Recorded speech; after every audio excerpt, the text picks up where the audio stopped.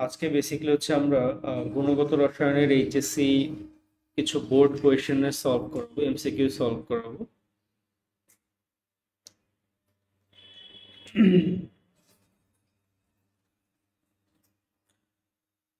আচ্ছা, আমরা যে কজন আসছে আমরা স্টার্ট করে দিই দেখি যারা যারা জয়েন করে নেবে।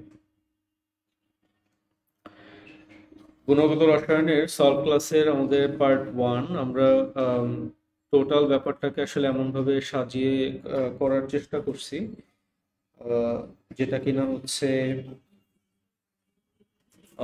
একই সাথে তথ্য ভিত্তিক এবং তথ্যের সাথে সাথে আমরা এমসিকিউ গুলো সলভ করাই দিচ্ছি, যাতে তোমাদের হচ্ছে বুঝতে সুবিধা হয়, কিংবা যে কোনো জিনিস হচ্ছে প্রবলেম প্রবলেম ফেস কম করতে হয়। সো আমরা যদি একটু দেখি গুণগত রসায়নের পার্ট 1-এর যে সলভ ক্লাসের পার্ট 1টা, এই পার্ট 1-এ আমরা কিছু তথ্য এখানে গ্যাদার করে রাখার চেষ্টা করছি। সেটা হচ্ছে আমাদের যে মূল কণিকাগুলো আমাদের মূল কণিকাগুলো হচ্ছে, যদি একটু খেয়াল করি, যে মূল কণিকা হচ্ছে আমাদের ইলেকট্রন, প্রোটন, নিউট্রন। হ্যাঁ, ইলেকট্রনের প্রতীক হচ্ছে কি ই বা ই মাইনাস, আমরা ই বা ই মাইনাস হিসেবে জানি। প্রোটনকে হচ্ছে পি দ্বারা প্রকাশ করা হয়, অথবা প্রোটনকে হচ্ছে এইচ প্লাস দ্বারাও প্রকাশ করা যায়, প্রোটনকে হচ্ছে এইচ প্লাস দ্বারাও প্রকাশ করা যায়, নিউট্রনকে এন দিয়ে প্রকাশ করা হয়। আমরা হচ্ছে ইলেকট্রনের ভর জানি হচ্ছে 9.11 ইন্টু 10 ইনভার্স হচ্ছে 28। এটা হচ্ছে আমাদের গ্রামে আছে। যদি এটাকে আমরা কেজিতে করি তাহলে 10 ইনভার্স হচ্ছে 31-এ চলে আসবে, 10 ইনভার্স 31-এ চলে আসবে। আর প্রোটনের ভর 1.673 10 ইনভার্স 23, যেটা আমাদের কেজিতে নিলে, এটা গ্রামে আছে, কেজিতে নিলে 10 ইনভার্স 27 আসবে। এবং একই সাথে নিউট্রন হচ্ছে 1.675 ইন্টু 10 ইনভার্স 27 আসবে কেজিতে, এবং এটা গ্রামে আছে।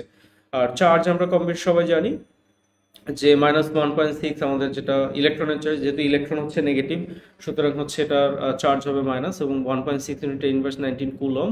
আর আমাদের প্রোটনের যে চার্জ সেটা হচ্ছে 1.6, এটা প্লাস, এবং 10 ইনভার্স 19 কুলম। আপেক্ষিক চার্জ -1 + 1। আচ্ছা, অস্থায়ী মূলকণিকার মধ্যে আমাদের গুরুত্বপূর্ণ যে মূলকণিকাগুলো থাকে সেটা হচ্ছে pion, muon, neutrino, anti neutrino, meson, positron এবং গ্র্যাভিটন। এগুলো হচ্ছে আমাদের অস্থায়ী মৌলিক কণিকা। যদিও অস্থায়ী মৌলিক কণিকার সংখ্যা অনেক বেশি, এর মধ্যে গুরুত্বপূর্ণ কিছু আমরা এখানে তুলে আনার চেষ্টা করছি। আমরা সেই জিনিসগুলো আনার চেষ্টা করছি যেগুলো অলরেডি হচ্ছে বিভিন্ন ইউনিভার্সিটি অ্যাডমিশন টেস্টে আমাদের আসছে অলরেডি। ঠিক আছে। আর কম্পোজিট কণা হচ্ছে আমাদের, কম্পোজিট কণা দুইটা, একটা হচ্ছে ডিউটেরন কণা, একটা হচ্ছে আলফা কণা। আমরা আলফা কণা হচ্ছে, আলফা কণা কি জানি, আলফা কণা হচ্ছে আমাদের দ্বিধনাত্মক হিলিয়াম নিউক্লিয়াস, দ্বিধনাত্মক হিলিয়াম নিউক্লিয়াসকে আমরা জানি আলফা কণা। ঠিক আছে, ওকে। তাহলে এটা আমাদের পরবর্তীতে কাজে লাগবে, সেটা মাথায় রাখবো। পরমাণুর মডেল, আমাদের পরমাণু মডেলের এখন পর্যন্ত হচ্ছে টোটাল 6টা মডেল প্রকাশিত হয়েছে। এর মধ্যে সর্বপ্রথম যে মডেলটা সেটা ছিল থমসনের পরমাণু মডেল, যেটা 1907 সালে। এই তথ্যগুলো খুব গুরুত্বপূর্ণ। আমরা চেষ্টা করবো হচ্ছে এই পিডিএফ ফাইলটা হচ্ছে সবাইকে দিয়ে দেওয়ার জন্য। যদি আমাদের দেরি হয় তাহলে অবশ্যই আমাদেরকে ইনবক্স করলে আমরা দিয়ে দিব। থমসনের পরমাণু মডেল 1907 সালে, এবং রাদারফোর্ড হচ্ছে 1911, বোরেরটা 1913 সালে।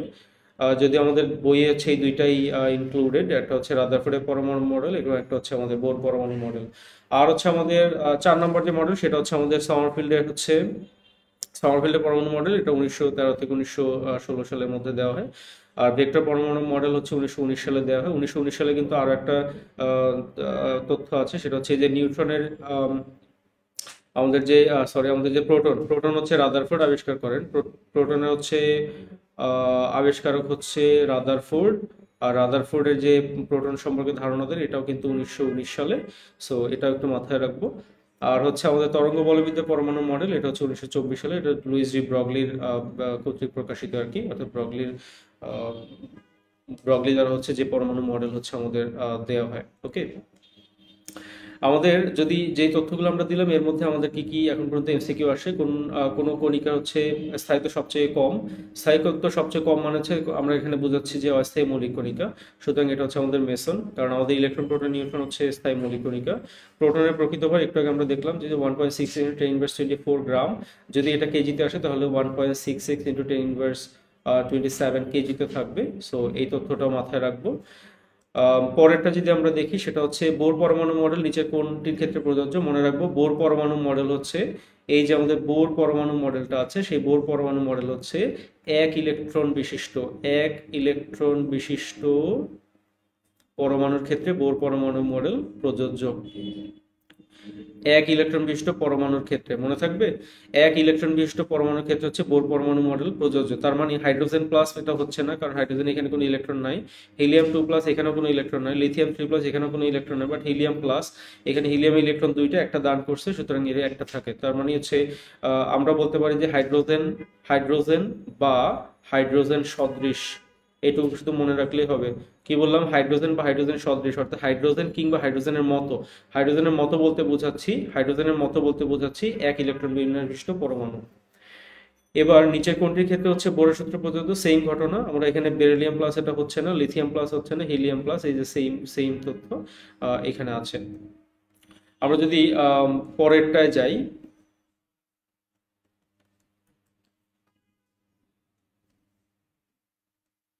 পরেরটা যদি আমরা যাই যে পরমাণুর নিউক্লিয়াস হচ্ছে ধনাত্মক আধানযুক্ত, এটা সবাই আমরা জানি। পরমাণু নিউক্লিয়াস হচ্ছে ধনাত্মক আধানযুক্ত, এই তথ্যটা আসলে তথ্যটা কে দিচ্ছেন? পরমাণু নিউক্লিয়াস হচ্ছে ধনাত্মক আধানযুক্ত, এটা দিচ্ছেন হচ্ছে কে? রাদারফোর্ড। কারণ রাদারফোর্ড হচ্ছে আমাদের হচ্ছে, যদি আমরা রাদারফোর্ডের তথ্য অনুসারে যদি একটু দেখি, আমরা যদি রাদারফোর্ডের তথ্য অনুসারে যদি দেখি, সেটা হচ্ছে যে রাদারফোর্ড যদিও নিউক্লিয়াস আবিষ্কার করছেন এবং ধনাত্মক আধান বিশিষ্ট যে কথাটা, এটা আসলে রাদারফোর্ডও না, এটা আসলে আবিষ্কার করছে কে বলেন তো? এটা হচ্ছে আবিষ্কার করছে হচ্ছে বোরের মতবাদে, প্রথম মতবাদে আমাদের বলা হয় যে, সরি বোর না তো, রাদারফোর্ড, হ্যাঁ রাদারফোর্ড। কারণ রাদারফোর্ড হচ্ছে নিউক্লিয়াস সম্পর্কে ধারণা দিচ্ছেন, এবং বলা হয় নিউক্লিয়াস হচ্ছে ধনাত্মক চার্জ বিশিষ্ট। নিউক্লিয়াস হচ্ছে প্রথমে বলেন ধনাত্মক চার্জ বিশিষ্ট, নাম্বার 1। নাম্বার 2 বলেন হচ্ছে নিউক্লিয়াসের মধ্যে হচ্ছে সমস্ত ভর বিদ্যমান থাকে। এক হচ্ছে নিউক্লিয়াস হচ্ছে ধনাত্মক চার্জ বিশিষ্টের আধার, অর্থাৎ একটা পরমাণু যত ধনাত্মক চার্জ সব নিউক্লিয়াস থাকে। এবং বলা হয় যে নিউক্লিয়াস যেহেতু প্রোটন এবং নিউট্রন থাকে, সুতরাং একটা পরমাণুর সমস্ত ভর নিউক্লিয়াসে কেন্দ্রীভূত থাকবে। ঠিক আছে, এটা বলছে হচ্ছে রাদারফোর্ড, দুঃখিত।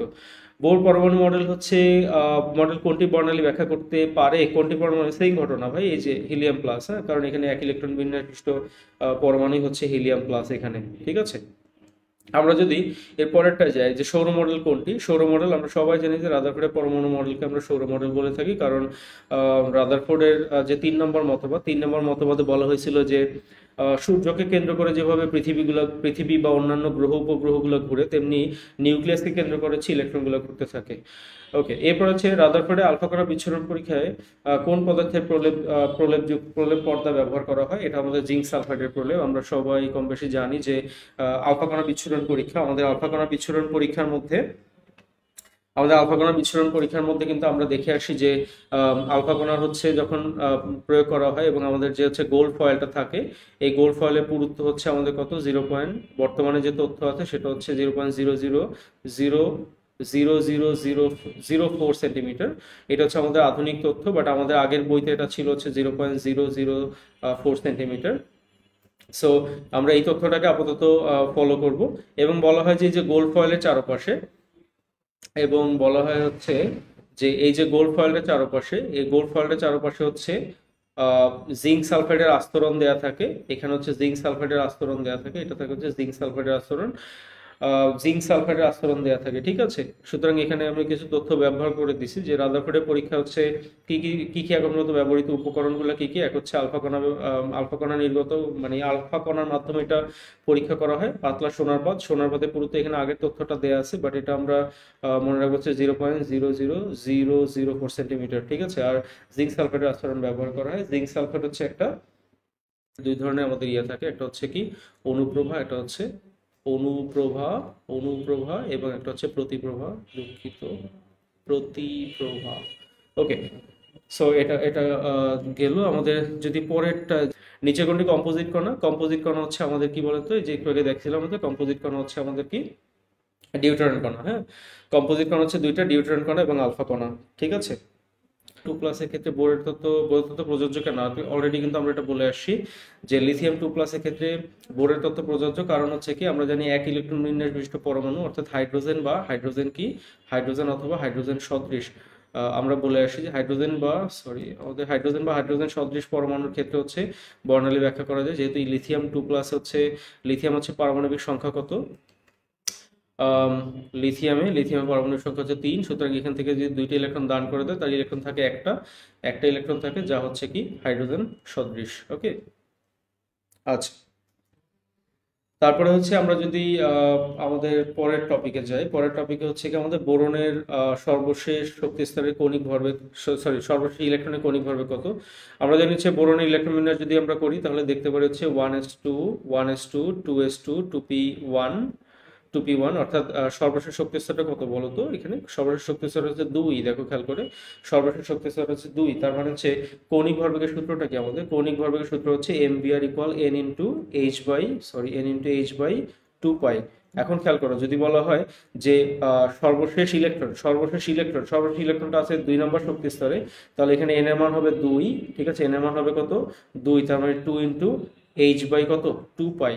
তাহলে আমরা খুব ইজিলি এখানে বলতে পারি 2 বাদ গেলে থাকে h/পাই, তার মানে হচ্ছে এটা হচ্ছে আমাদের আনসার। ঠিক আছে, বোরনের সর্বশেষ ইলেকট্রনের কৌণিক ভরবেগ হচ্ছে আমাদের h/পাই।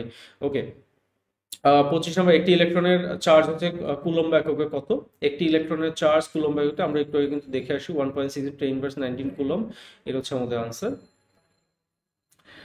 পরেরটা যদি আমরা দেখি, কিছু সূত্র আছে আমাদের, বেশ গুরুত্বপূর্ণ কিছু সূত্র এখানে আমরা দিয়ে দিছি, যে গুণগত রসায়নের সলভ ক্লাসের যে গুরুত্বপূর্ণ মানে এখানে প্রয়োজনীয় যে সূত্রগুলো আছে, যেমন এনতম কক্ষপথে ইলেকট্রনের শক্তি হচ্ছে আমাদের, ইলেকট্রনের শক্তি সূত্রটা খুব ভালো করে মাথায় রাখবো। এটাকে আমি এখানে একটু ভাঙাই দিচ্ছি তোমাদের বোঝার সুবিধার্থে। যেমন En ইকুয়াল যদি আমরা এটাকে লিখি হচ্ছে -2π² m e⁴, আমরা কনস্ট্যান্ট গুলোকে একসাথে নিয়ে আসি h² ইন্টু আমরা লিখতে পারি হচ্ছে আমাদের কি z²/n²।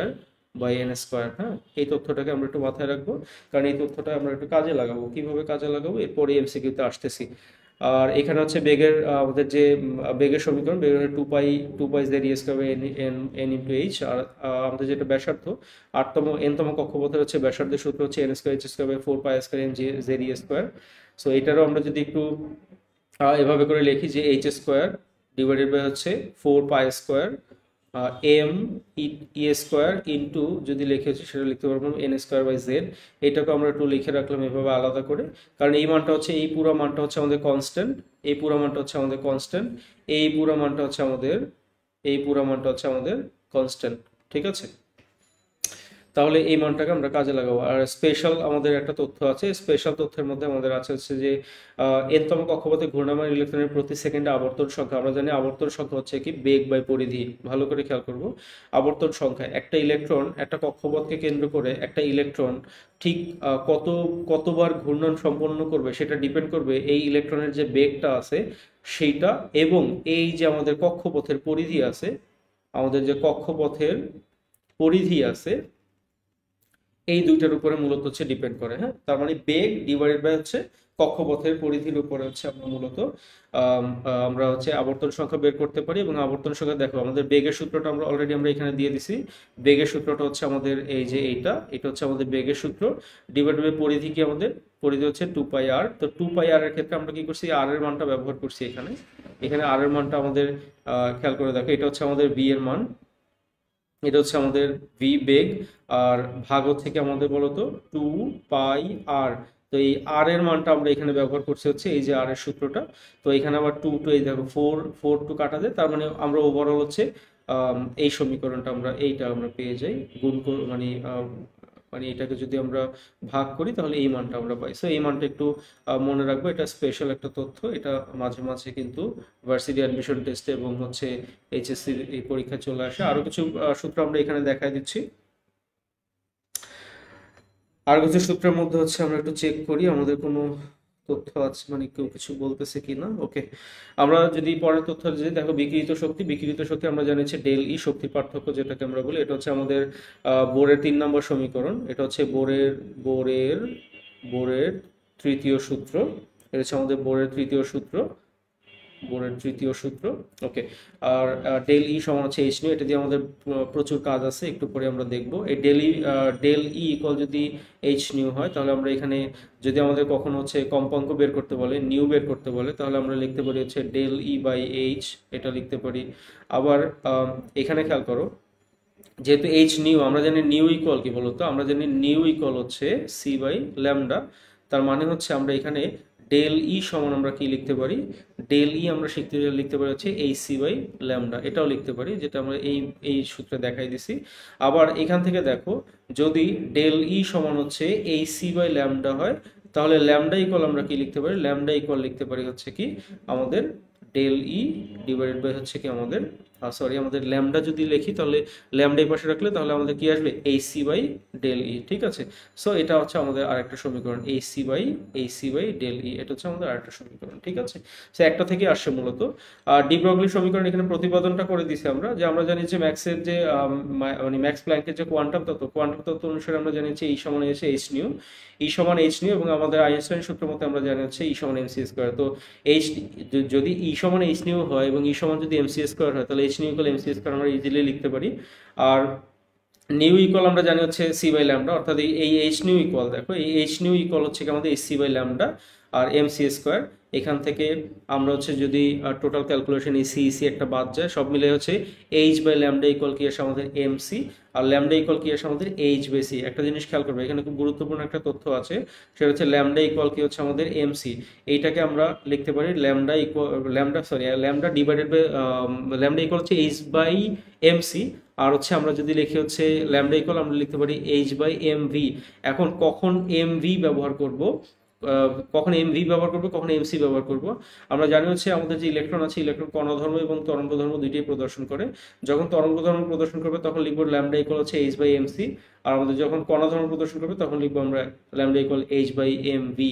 এখানে আমাদের এটা লেখা আছে, এটা হচ্ছে আমাদের কণাধর্মের জন্য, এটা হচ্ছে আমাদের কণা ধর্মের জন্য, আর এটা হচ্ছে আমাদের তরঙ্গ ধর্মের জন্য।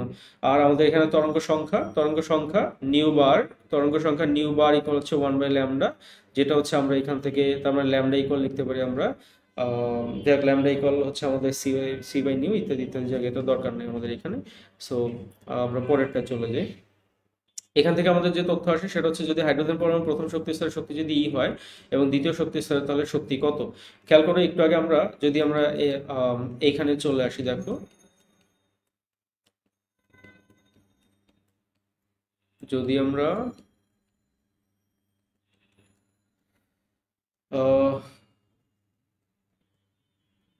সূত্রে এখানে চলে আসি, দেখো এখানে আমি লিখে দিছিলাম যে এই যে দেখো, আমরা যদি লিখি যে ইএন ইকুয়াল হচ্ছে -2π² m e⁴ divide by h square, এইটা হচ্ছে আমাদের প্রথম মানে 1 নম্বর শক্তি স্তরের শক্তি। তার মানে এটা হচ্ছে আমাদের ই1। হ্যাঁ, এই মানটুকু হচ্ছে আমাদের ই1। তার মানে ই1 আমরা এখানে কি লিখতে পারি, দেখো আমাদের যদি দ্বিতীয় শক্তি স্তর চায়, তার মানে যদি 2 মানে ই2 চায় যদি, তাহলে আমাদের এটা হচ্ছে এইটুকু হচ্ছে ই1 প্রথম শক্তি স্তরের শক্তি, এটা হচ্ছে আমাদের প্রথম শক্তি স্তরের শক্তি, এবং ইনটু এখানে হচ্ছে আমাদের জেড স্কোয়ার বাই কি এন স্কোয়ার। তাহলে যদি আবার আমরা যদি ওই পেজে যাই, তার মানে ই1 ইনটু কি জেড² বাই এন স্কোয়ার।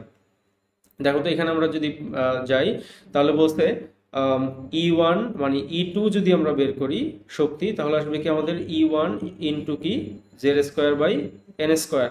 তাহলে খেয়াল করে দেখো, এখানে বলছে আমাদের দ্বিতীয় শক্তি স্তরে, খেয়াল করো দ্বিতীয় শক্তি স্তরে যেহেতু বলছে, তার মানে আমাদের এন এর মান কত, এখানে হচ্ছে আমাদের 2, এবং এটা বলছে কি হাইড্রোজেনের পরমাণু পারমাণবিক সংখ্যা কত, 1।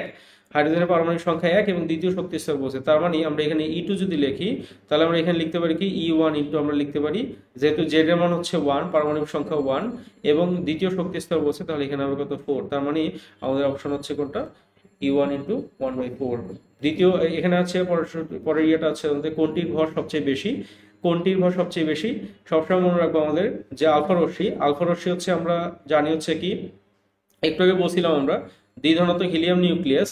এখানে খেয়াল করে দেখো, প্রতিটা আলফা কণার ভর হচ্ছে একটা প্রোটনের ভরে 4 গুণ। এই যে দেখো, একটা প্রোটনের ভরে 4 গুণ, কারণ আমাদের যদি প্রোটন ধরি, তো প্রোটন হচ্ছে 1/, দুঃখিত আমাদের নেট কানেকশনটা চলে গেছিল। খেয়াল করে দেখো, আমাদের এখানে আমরা ছিলাম হচ্ছে যে গুণগত রসায়নে, যেখানে বললো 1 অ্যাংস্ট্রম কত সেন্টিমিটার। এখন এখানে যে ভুলটা করে সেটা হচ্ছে, দেখো এখানে সেন্টিমিটার দেওয়া আছে, বাট আমাদের যেটা লিখি 1 অ্যাংস্ট্রম 10⁻10, এটা কিন্তু আমাদের মিটারে আছে। সুতরাং আমাদের সেন্টিমিটারে যদি যাই, তাহলে আমাদের আনসার হবে কোনটা, আমাদের আনসার হবে কিন্তু 10⁻8 সেন্টিমিটার। হ্যাঁ, এটা এত সেন্টিমিটার কিন্তু। সো এখানে কিন্তু ভুল করা যাবে না, অবশ্যই খেয়াল রাখতে হবে যে আমাদের কোনো কোনো তথ্য বা হিন্টস দিয়ে দেয় কিনা। যদি হিন্টস দিয়ে দেয় তাহলে সেটাকে আম, আমাদের কিন্তু কাজে লাগাতে হবে, হ্যাঁ, সেটা মাথায় রাখতে হবে। আচ্ছা, এবার যদি আমরা দেখি হচ্ছে 6630 ইন্টু 10 × 10 মিটার তরঙ্গ দৈর্ঘ্য বিশিষ্ট ফোটনের শক্তি কত। আমরা কিন্তু ফোটনের শক্তি একটু আগে আমরা দেখে আসি। ফোটনের শক্তি ডেল ই বা ই সমান হচ্ছে কি আমাদের এইচ নিউ। আমাদের এখানে এইচ নিউ বলতে আমাদের এখানে কি পড়ছিলাম, ডেল ই সমান হচ্ছে আমাদের এইচ সি বাই ল্যামডা। তাহলে এখানে এই যে ল্যামডা তরঙ্গ দৈর্ঘ্যটা দেয়া আছে, ল্যামডাটা দেয়া আছে, তাহলে আমাদের ফোটনের শক্তি বের করতে হবে। আমরা যদি এই সূত্রে বসাই দিই, প্ল্যাঙ্কের কনস্ট্যান্ট বসায়, আলোর বেগ বসায়, আমরা যদি এখানে তরঙ্গ দৈর্ঘ্যের মানটা বসাই দিই, তাহলে আমরা খুব ইজিলি হচ্ছে এখান থেকে উত্তরটা পেয়ে যাব। খুব সম্ভবত উত্তরটা হচ্ছে 3 × 10⁹ 19 জুল। ভিত্তি বোর পরমাণু মডেলের ভিত্তি হলো একমাত্র কোয়ান্টাম সংখ্যা। ভাই, খুব খুব গুরুত্বপূর্ণ একটা তথ্য। বোর পরমাণু মডেলের ভিত্তি হলো আমাদের কোয়ান্টাম সংখ্যা, খুব গুরুত্বপূর্ণ একটা তথ্য। ওকে, এরপরে যদি আমরা পরের পরের পেজটায় যাই, পরের পেজটা আছে আমাদের বেশ কিছু তথ্য দেওয়া আছে যে আমাদের যে দৃশ্যমান আলো, এখানে হচ্ছে আমাদের দৃশ্যমান আলো আছে বেনিয়ার শোকলা, এবং এখানে হচ্ছে আমাদের রেঞ্জ দেওয়া আছে। তবে এখানে শর্টলি মনে রাখবো 380 ন্যানোমিটার থেকে মূলত 780 ন্যানোমিটার হচ্ছে আমাদের দৃশ্যমান অঞ্চল। 380 ন্যানোমিটার থেকে 780 ন্যানোমিটার হচ্ছে আমাদের দৃশ্যমান অঞ্চল। 780 ন্যানোমিটার হচ্ছে আচ্ছা আমাদের দৃশ্যমান অঞ্চল। এটা ভালো করে মাথায় রাখবো। এখানে ন্যানোমিটার থেকে বিভিন্নভাবে কনভার্ট করা থাকতে পারে, মিটারে কনভার্ট করা থাকতে পারে, সেন্টিমিটারে কনভার্ট করা থাকতে পারে। সো এগুলা সাবধানতার সাথে দেখতে হবে। দ্বিতীয়ত হচ্ছে আলোক সম্পর্কিত হচ্ছে প্ল্যাঙ্কের যে কোয়ান্টাম তত্ত্ব, কোয়ান্টাম ও ফোটন, এখানে বিভিন্ন তথ্য দেওয়া আছে। এই তথ্যগুলো একটু দেখে নিলে ভালো। আমি আবারও বলছি, তো এইগুলোকে আমরা পিডিএফ আকারে দিয়ে দিব। আর ফোটনের শক্তি ই, আমাদের যদি ফ্রিকোয়েন্সি যদি নিউ হয় তাহলে আমাদের সূত্র হচ্ছে কি আমাদের এই যে, এটা খুব ভালো একটা প্রশ্ন, যে ই ফোটন সমান ই ফোটন ইজ প্রপোর্শনাল হচ্ছে নিউ। হ্যাঁ, ই ফোটন ইজ প্রপোর্শনাল হচ্ছে নিউ, তার মানে ই ফোটন হচ্ছে এইচ নিউ। তাহলে ই ফোটন সমান হচ্ছে কি আমাদের, ই ফোটন সমান হচ্ছে আমাদের এইচ নিউ। এটা খুব ভালো মানের একটা প্রশ্ন। এটা থেকে কিন্তু আহ, মানে ম্যাথও আসে প্লাস হচ্ছে এমসিকিউ আসে, প্রচুর পরিমাণে এমসিকিউ আসে। আর প্ল্যাঙ্ক কনস্ট্যান্ট তো আমরা কম বেশি জানি সবাই, তাই না? প্ল্যাঙ্ক কনস্ট্যান্ট হচ্ছে যদি আমাদের লেখে হচ্ছে 6.626 ইন্টু 10⁻30 এটা কিন্তু জুল সেকেন্ড। কিন্তু আমরা যদি এটাকে ইআরজিতে নেই, আমরা যদি এটাকে হচ্ছে ইআরজিতে নেই, আচ্ছা ইআরজিতে যদি নেই তাহলে আমাদের কি হবে, 6.626 10 ইনভার্স কত, 27 ইআরজিতে আসবে। হ্যাঁ, সো ইআরজিতে আসবে। সো এটা মাথায় রাখবো, আমাদের যদি আমাদের জুল সেকেন্ড আসে তাহলে 10⁻34, আর ইআরজিতে এগুলো হচ্ছে আমাদের 10⁻27 আসবে। ঠিক আছে, আমাদের কিছু তথ্য দেওয়া আছে এখানে, বেশ কিছু তথ্য দেওয়া আছে যে রেডিও ওয়েভের হচ্ছে কত, তরঙ্গ দৈর্ঘ্য কত থেকে কত, 10 কিলোমিটার থেকে 1 মিলিমিটার ইত্যাদি ইত্যাদি। আমাদের বিশেষ করে হচ্ছে দৃশ্যমান অঞ্চলটা খুবই গুরুত্বপূর্ণ, এটা দরকার। অবলোহিত রশ্মি মানে আইআর রশ্মির এই তথ্যটা আমাদের দরকার। অতিবেগুনি রশ্মি, এটা আমাদের দরকার। মানে এগুলো হচ্ছে খুব বেশি দরকার। হ্যাঁ, যেমন আমরা পরের এমসিকিউতে গেলেই দেখতে পাবো যে মানে আলফা কণার প্রকৃতি, আমরা কিন্তু বলে আসি আলফা কণা কোনটা বলতো, এই যে দ্বিধনাত্মক হিলিয়াম নিউক্লিয়াস, এটা কিন্তু আমাদের আলফা কণা। হ্যাঁ, দ্বিধনাত্মক হিলিয়াম নিউক্লিয়াস। এরপর হচ্ছে বিকিরিত আলোক রশ্মির তরঙ্গ দৈর্ঘ্য যদি এত হয় তাহলে ফ্রিকোয়েন্সি কত। দেখো তরঙ্গ দৈর্ঘ্য দেওয়া আছে মানে ল্যামডা দেওয়া আছে, এবং হচ্ছে ফ্রিকোয়েন্সি মানে নিউ চাইতেছে। তার মানে আমরা যদি নিউ ইকুয়াল কি আমরা জানি হচ্ছে সি বাই ল্যামডা, তাই তো? তার মানে আমরা যদি এখানে হচ্ছে সি বাই ল্যামডা দিই তাহলে আমাদের কিন্তু ফ্রিকোয়েন্সি বের হয়ে যাবে। ওকে, আমাদের কিন্তু ফ্রিকোয়েন্সিটা বের হয়ে যাবে। ওকে, তাহলে যদি আমাদের এখানের টার্মগুলো বসাই, এটা অবশ্যই আমাদের ল্যামডা হচ্ছে মিটারে নিয়ে নিতে হবে। তাহলে হচ্ছে আমাদের আনসার মেবি আসবে হচ্ছে আমাদের এটা। সো ক নম্বর আনসার আসবে। সো আমরা এখানে এই টার্ম থেকে হচ্ছে ম্যাথটা করে ফেলবো, তাহলেই সমস্যার সমাধান। ওকে, এবার দেখি আমরা হাইড্রোজেনের পরমাণু শক্তি স্তরের প্রকাশ। শক্তি স্তরের প্রকাশ হচ্ছে এই যে আমাদের একটু আগে যেটা আমরা দেখাইছিলাম, যে ই সমান হচ্ছে আমাদের কি আসে, -13.6 ইন্টু Z²/n²। হ্যাঁ, এই যেহেতু আমাদের এই সূত্রটা আমাদের একটু আগে দেখাইছিলাম। এখন বলছে ভূমি অবস্থা থেকে প্রাপ্ত মানে হচ্ছে সে একদম প্রথম শক্তি স্তরে আছে। উচ্চ শক্তি স্তরে যেতে হাইড্রোজেন পরমাণু কি পরিমাণ শক্তি শোষণ করবে, মানে 1 থেকে যদি 2 এ যায় তাহলে কি পরিমাণ শক্তি শোষণ করবে। এখান থেকে আম, যদি আমাদের এখানে কি বলছে, ভূমি অবস্থা থেকে পরবর্তী উচ্চতর শক্তি স্তরে যেতে কি পরিমাণ সরি, যেহেতু একটি হাইড্রোজেন পরমাণু কি পরিমাণ শক্তি শোষণ করবে। তো আমাদের যে শোষিত শক্তি, আমাদের একটু আগে যেটা বললাম যে আমাদের ভূমি অবস্থা থেকে যদি আমরা নিচের দিকে যাই, আমাদের যদি ভূমি অবস্থা থেকে যদি নিচের দিকে, সরি, ভূমি অবস্থা মানে 1 নম্বর শক্তি স্তর থেকে যদি উচ্চর দিকে যাই আর কি, উচ্চতর শক্তি স্তরের কথা বলা হচ্ছে, তাহলে আমাদের কি পরিমাণ শক্তি শোষণ করবে। ওকে, তাহলে আমাদের এই সূত্র সমীকরণটা আমরা একটু মাথায় রাখবো। কেউ কোনো কমেন্ট করতেছে?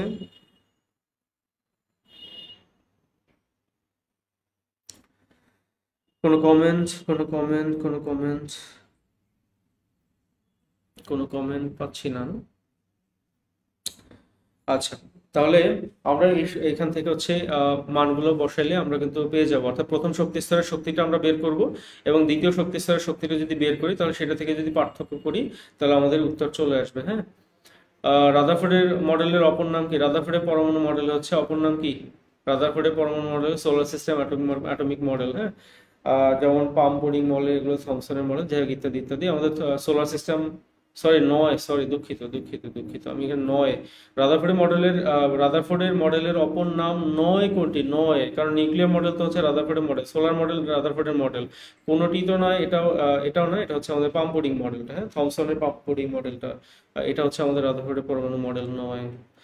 নিম্নের কোনটি একই রশ্মি প্রদর্শন করে? একই রশ্মি প্রদর্শন করে আমাদের হচ্ছে আলফা, মানে এক্স রে এবং গামা রশ্মি, কারণ এটা দুইটাই হচ্ছে, এই দুইটাই হচ্ছে তড়িৎ চুম্বকীয় মাধ্যম থেকে হচ্ছে নির্গত হয়।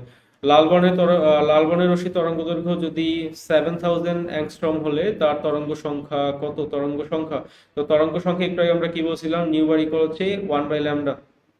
তাহলে আমরা কিন্তু নিউ বার, এটা হচ্ছে আমাদের তরঙ্গ সংখ্যা, তরঙ্গ সংখ্যা হচ্ছে নিউ বার। তাহলে আমাদের এখানে তরঙ্গ দৈর্ঘ্য ল্যামডা দেওয়া আছে, তো এখান থেকে আমরা মানটা বের করে নিয়ে আসবো। এই মানটা ক্যালকুলেশন করলে আশা করি পেয়ে যাব। পরমাণু দুটি শক্তি স্তরের পার্থক্য যদি এত হয়, তার মানে এই ডেল ই শক্তি স্তরের পার্থক্য যদি এত হয়, এত ইআরজি হয়, তাহলে উচ্চ শক্তি স্তর নিম্ন শক্তি স্তরের পতন ঘটলে বিকিরিত রশ্মির কম্পাঙ্ক কত হবে? তাহলে দেখো, ডেল ই দেওয়া আছে, বলছে আলোর কম্পাঙ্ক কত হবে, কম্পাঙ্ক কত হবে, ডেল ই সমান কি জানি আমরা? H new.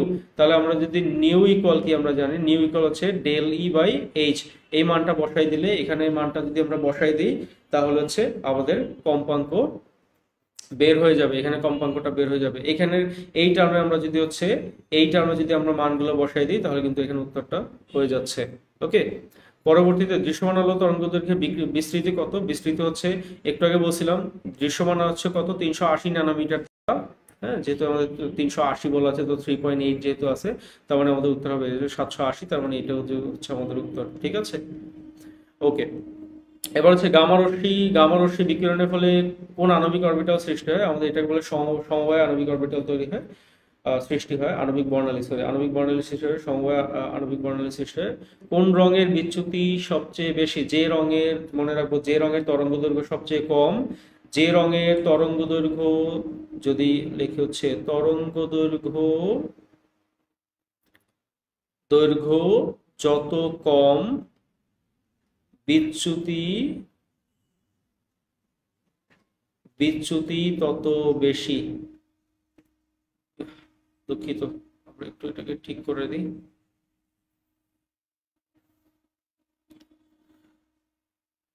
বললাম হচ্ছে তরঙ্গ দৈর্ঘ্য যত কম,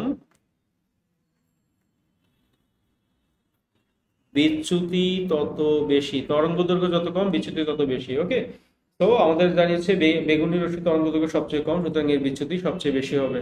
দৃশ্যমান আলোর ক্ষেত্রে নিচের কোন তরঙ্গ দৈর্ঘ্যটি সঠিক নয়? দৃশ্যমান আলোর ক্ষেত্রে আমরা যদি এখানের এই সিরিজটা একটু যাই, এই সিরিজে আমাদের দৃশ্যমান আলো তরঙ্গ দৈর্ঘ্য এখান থেকে দেয়া আছে যে বেগুনির হচ্ছে এত থেকে এত, নীলের হচ্ছে এত থেকে এত, আসমানের হচ্ছে এত থেকে, মানে এই যে রেঞ্জগুলো দেয়া আছে, এখান থেকে যেটা মিলবে না সেটা হচ্ছে আমাদের আনসার। আমাদের কোনো প্রশ্ন আছে? কোনো প্রশ্ন?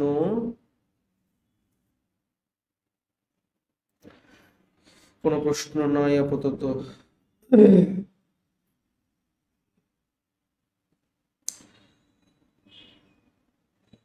ওকে, কোনো প্রশ্ন নাই। তারপর হচ্ছে আমরা একটু পরেরটা আসি, কোথায় ছিলাম আমরা? এখানে যেটা বললাম দৃশ্যমান তরঙ্গ, সরি বিস্তৃতি হচ্ছে, এটা তো শেষ। পরেরটা বলছিলাম হচ্ছে যে তরঙ্গ দৈর্ঘ্য সঠিক নয়। আমরা জানি হচ্ছে এই যে এটা দেখো, এটা দেখলে বোঝা যাচ্ছে, কারণ হচ্ছে কি আমাদের মানে 780 কাছাকাছি হচ্ছে 600+ থেকে হচ্ছে আমাদের 780 পর্যন্ত হচ্ছে লাল।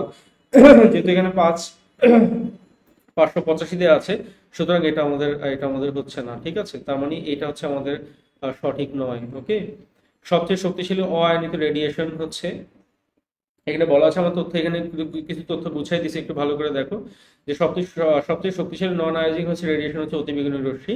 এই যে অতিবেগুনি রশ্মি, কারণ এটা হচ্ছে আমাদের, এটা তরঙ্গ দৈর্ঘ্য দেখো, তরঙ্গ দৈর্ঘ্য হচ্ছে 100 থেকে 400 ন্যানোমিটার পর্যন্ত হয়, এবং এটা হচ্ছে আমাদের ত্বক, দেখো ত্বক চোখের জন্য ক্ষতিকারক।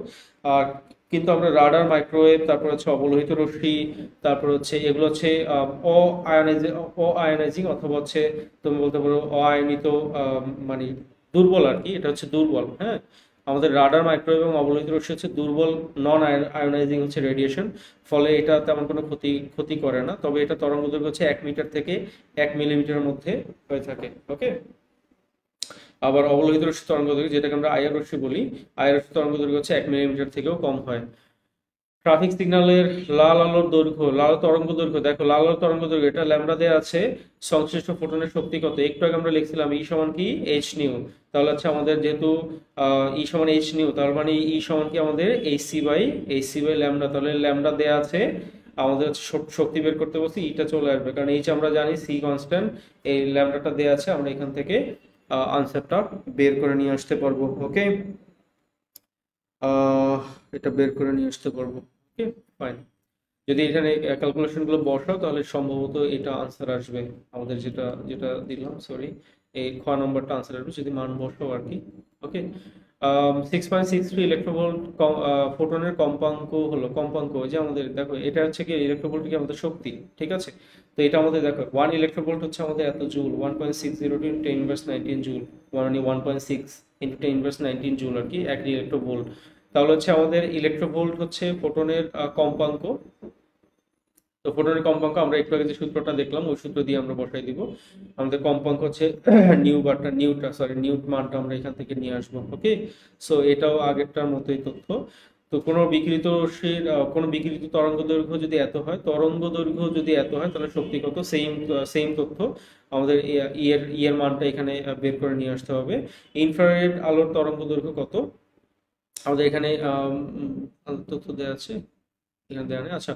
ইনফ্রারেড হচ্ছে ওখানে বক্স থেকে দেখে নিবা। দৃশ্যমান আলোকের হচ্ছে কোন রংটির কম্পাঙ্ক সবচেয়ে বেশি, এখানে ভালো একটা তথ্য দিচ্ছি দেখো, যার তরঙ্গ দৈর্ঘ্য যত কম তার কম্পাঙ্ক তত বেশি, যার তরঙ্গ দৈর্ঘ্য যত কম তার কম্পাঙ্ক তত বেশি, আমাদের এখানে বলতে কি কম্পাঙ্ক সর্বোচ্চ, তাহলে বেগুনি রশ্মির কম্পাঙ্ক হচ্ছে কি আমাদের বেগুনি রশ্মির কম্পাঙ্ক কি দেখো তো, মানে তরঙ্গ দৈর্ঘ্য সবচেয়ে কম, তার মানে কম্পাঙ্ক সবচেয়ে বেশি হবে। ওকে, বেগুনি রশ্মি। ওকে, এরপরে যদি আমরা দেখি, পরেরটা হচ্ছে আপেক্ষিক পারমাণবিক প্রকাশের জন্য ব্যবহৃত হয় না কোন স্কেল, ব্যবহৃত হয় না কোন স্কেল, হয় না হচ্ছে নাইট্রোজেন স্কেল, অক্সিজেন, কার্বন এবং হাইড্রোজেন তিনটে স্কেলে ব্যবহৃত হয়। একটি মৌলের পরিচিতি নির্ণীত হয় কোনটি দ্বারা, প্রোটন সংখ্যা দ্বারা, একটা মৌল পরিচিতি নির্ণয় হয় হচ্ছে মূলত প্রোটন সংখ্যা দ্বারা। ডিউটেরন কণা বিদ্যমান, ডিউটেরন হচ্ছে একটা প্রোটন, একটা ইলেকট্রন, একটা নিউট্রন, তিনটাই বিদ্যমান থাকে। হ্যাঁ, ডিউটেরন কণা তিনটাই বিদ্যমান থাকে, যেমন ডিউটেরন হচ্ছে কি আমাদের দেখো তো, প্রোটন, এটা হচ্ছে ডিউটেরন, তার মানে এর মধ্যে হচ্ছে প্রোটন একটা, ইলেকট্রন একটা, আবার নিউট্রন কত 2 - 1, তার মানে একটা। ওকে, তো তিনটে আনসার। পরেরটা যদি আমরা যাই, একটি হাইড্রোজেন পরমাণুর ভর এত, আচ্ছা এত কেজি, এত গতিশক্তিতে ঘূর্ণায়মান, ডি ব্রগলির সমীকরণ আমরা কি পাইছিলাম, ডি ব্রগলির সমীকরণ, এই যে দেখো, সরি, এটা আমাদের লাস্ট এমসিকিউ যদিও, এইখানে দেখো অনেক উপরে, বাট আমরা একটু দেখাই দিচ্ছি তারপরও কোনো ঝামেলা না থাকে। ডি ব্রগলির সমীকরণ, এই যে দেখো, ডি ব্রগলির সমীকরণ আমরা কি লিখেছিলাম, ল্যামডা ইকুয়াল কি লিখেছিলাম আমরা, H/mc, যদি এটা তরঙ্গ দৈর্ঘ্য মানে এখানে যে ইলেকট্রন যদি তরঙ্গ কণা হয় তাহলে হচ্ছে বা সরি আমাদের তরঙ্গ ধর্ম প্রদর্শন করে তাহলে এটা, আর কণা ধর্ম প্রদর্শন করলে H/mv। তাহলে এবার যদি আমরা একটু শেষেরটা চলে যাই,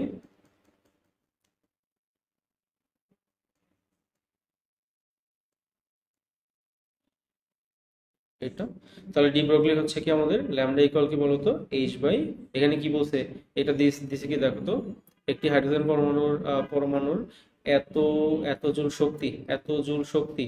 তাহলে দেখো এখানে যদি আমাদের কাজ আছে, হ্যাঁ, এখানে আমরা বের করবো হচ্ছে ধরো এমভি বের করবো, ঠিক আছে, অর্থাৎ ডেল ল্যামডা ইকুয়াল হচ্ছে কি, আমাদের ল্যামডা ইকুয়াল হচ্ছে এইচ বাই এমভি। খেয়াল করে দেখবা এখন আমার এখানে তো ভিটা দরকার না, ভি দরকার, কারণ আমরা এটা তো কনস্ট্যান্ট। দেখো আমাদের তরঙ্গ দৈর্ঘ্য তো বের হয়ে যাবে না, তরঙ্গ দৈর্ঘ্য তো আমাদের ল্যামডা, তো ল্যামডা বের ইজিলি হয়ে যাবে। কিন্তু এখানে এইচ হচ্ছে কি আমাদের কনস্ট্যান্ট, এম হচ্ছে কনস্ট্যান্ট, কিন্তু আমাদের ভিটা দরকার, তাই না? তাহলে আমাদের এখানে বলছে কি, দেখো এই যে এটা বলছে গতিশক্তি, তাহলে গতিশক্তি সমান কি আমাদের half m v square, half m v square, মানে ই কে সমান হচ্ছে কি আমাদের হাফ এম ভি স্কোয়ার। তাহলে আমরা যদি ভি লিখি তাহলে আমাদের কি আসে, ভি লিখলে ভি ইকুয়াল আমরা কি লিখতে পারি, হোল রুট লিখতে পারি হচ্ছে আমাদের ই কে, মানে 2 ই কে ডিভাইডেড বাই হচ্ছে আমাদের এম।